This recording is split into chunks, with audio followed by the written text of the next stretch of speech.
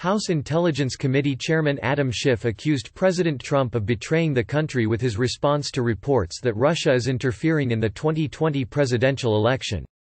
Trump claimed Sunday that he had not been briefed on the interference effort aimed at disrupting the Democratic presidential primary in favor of Vermont Senator Bernie Sanders, despite a Washington Post report citing anonymous sources who said the president and lawmakers had been told of the matter. Intelligence officials also reportedly warned lawmakers that the Russians were trying to help Trump win re-election.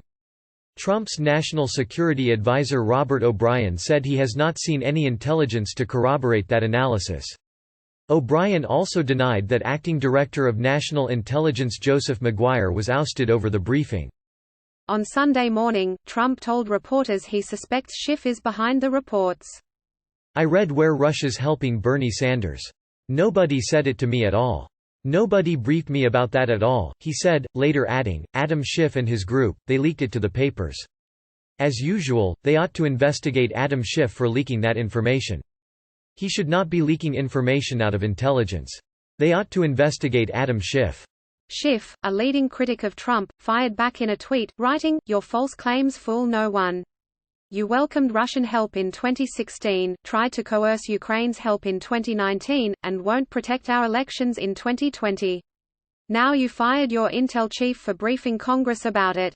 You've betrayed America. Again." In his investigation into Russian interference in the 2016 election, Special Counsel Robert Mueller concluded that the Russian government interfered in the 2016 election in a sweeping and systematic fashion.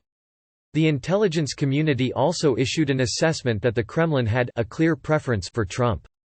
Mueller did not, however, establish any criminal conspiracy between Russia and the Trump campaign.